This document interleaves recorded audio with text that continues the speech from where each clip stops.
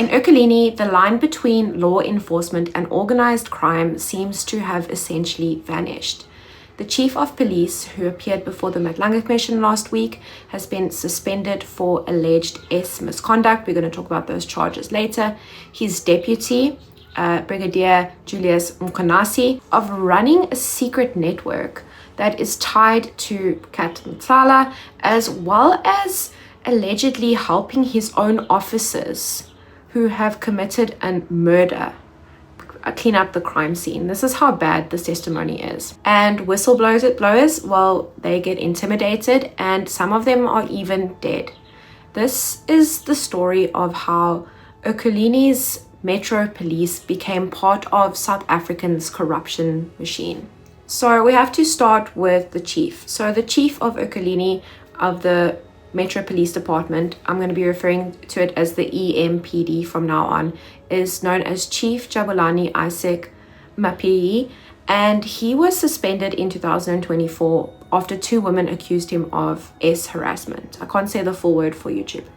Now, there's a common theme that we've noticed in these cases. So the modus operandi for the cartels is that if you don't take the bribe and then you don't adhere to the threats, then you get cases opened against you. And the time that these cases were opened happened in September 2024, when he was viciously pursuing Mkhwanazi.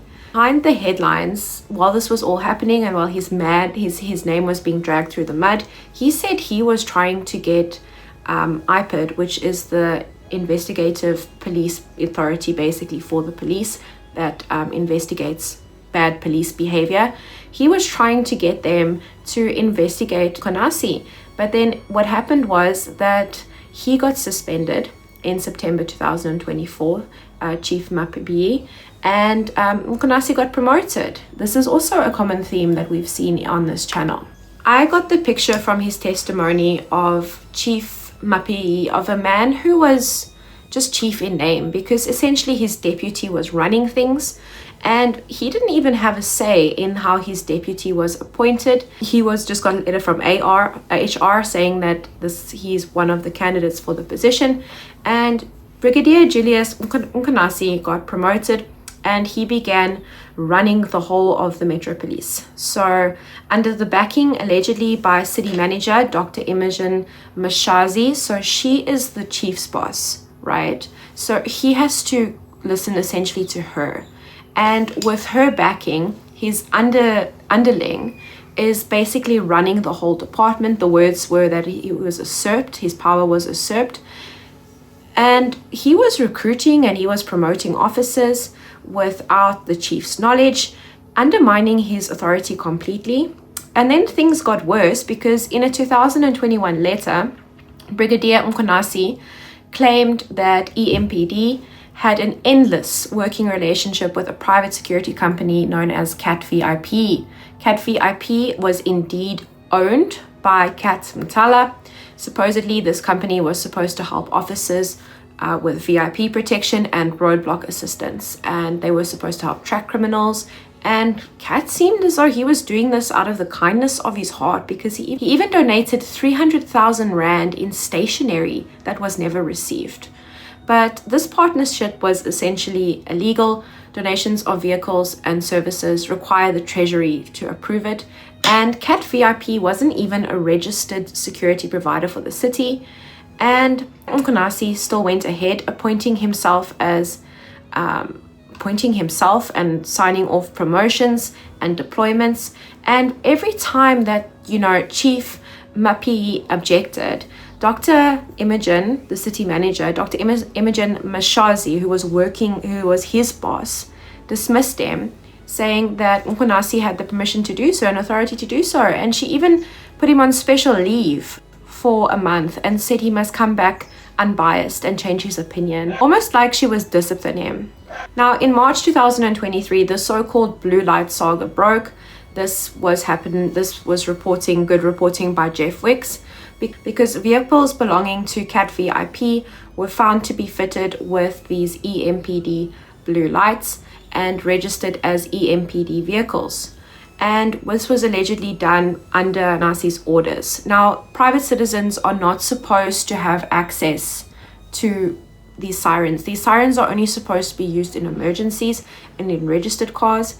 And when journalist Jeff Wicks started asking questions, then the city manager, Dr. Imogen Mashazi, she ordered that the entire evidence file be handed over to the head of Ekurhuleni Legal Services, effectively burying it, because the Independent Police Investigating Directorate, IPID, recommended disciplinary action against Mkhwanazi for allowing Kat to have these blue sirens. It was a whole thing on Instagram because Kat's then wife, she posted about it on Instagram. She was going to the airport and they took her onto the tarmac in these sirens, and then she's like, this is how Mama Cat, she called herself Mama Cat, and her cubs, how they travel. Mkhwanazi, instead of him being investigated, he was promoted.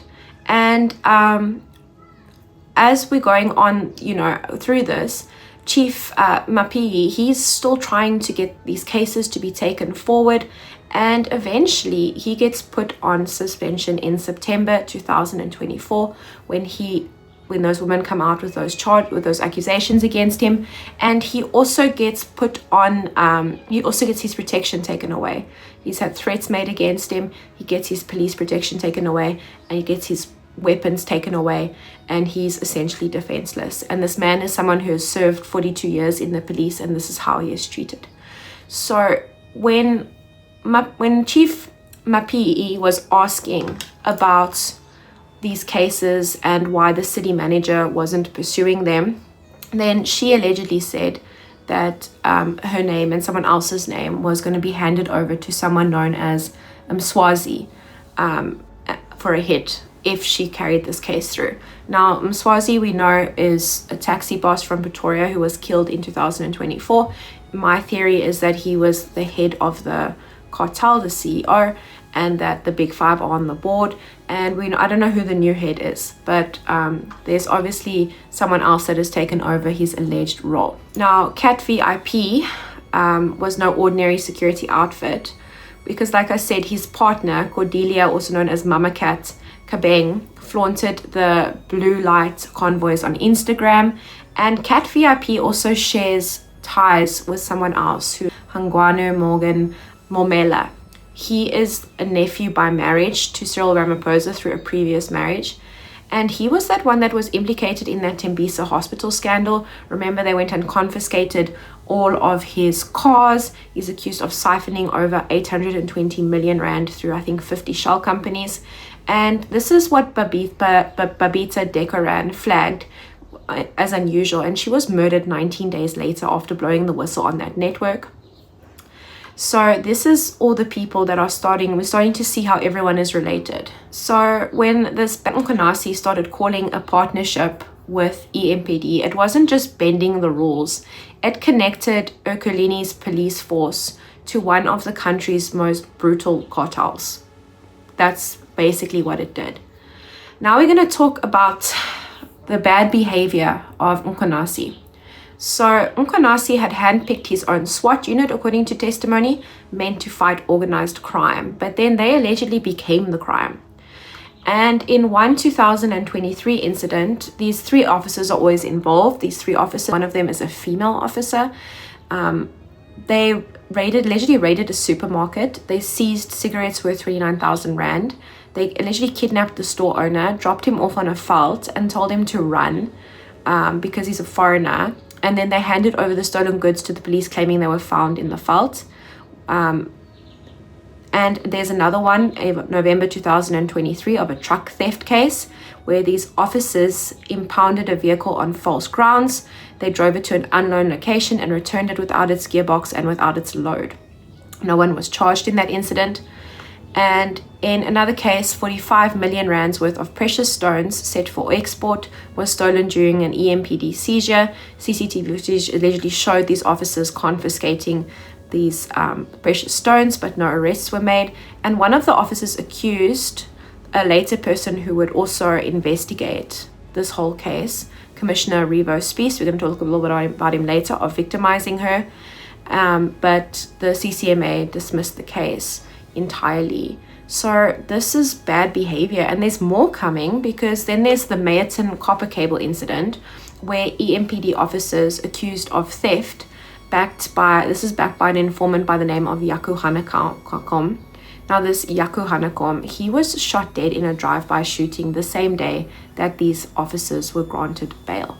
So far there have been no charges against these officers that I know of, or the charges that haven't been acted on. And another thing that we know is that one of them allegedly resigned, the one that accused Spies of victimizing her. She resigned, and the other two were quietly reinstated. And according to testimony, all three of them are back in the system. I'm not too sure what that means, but it makes me think that they are probably still on the police. And then we have to talk about the murder in Brakpan, because on the 15th of April 2022 in Brakpan, a body was found in a dam. A man, he had been dumped in the dam, and according to insiders, he had been tortured. He had been suffocated with tubing by these EMPD officers after, they basically kidnapped him and they were torturing him, and he offered them 500,000 rand for his release if they would just let him go. And instead they allegedly killed him. And then guess who arrives on the scene? Brigadier Mkhwanazi rocks up. Witnesses say he instructed them how to clean up the scene. He load the body on a civilian's bakkie and dump it in the dam. Later, when Commander Spies was investigating this, the bad Mkhwanazi was reportedly overheard discussing plans to hire officers to kill Commissioner Spies after being approached by the State Security Agency. And it just shows you that in Ekurhuleni, criminals wear uniforms, and those who try and expose them are silenced. So where are we sitting today at the Madlanga Commission? So Chief Mapiyeye, the man accused of harassment, says he was targeted and that these charges are bogus because he pushed back against the bad Mkhwanazi's empire, and he was questioning him the whole time. When he was suspended, his security, like I said, it was revoked, his firearm confiscated, and his name dragged through the mud. Meanwhile, Mkhwanazi's allies rose through the ranks, and Commissioner Revo Spies, who came on the stand today, he is the EMPD Deputy of Police, Auxiliary and Logistical Support, retired, and he has then been appointed Commissioner of the Hangwani Metro Police. He got onto the stand today and basically confirmed everything that Chief Mapiyeye said to us over the last 3 days. Now, what we know is that the iPad cases are still open, the money is still missing, and the killers are still free. And South Africa's cities are rotting from the inside, and sometimes the rot wears a badge.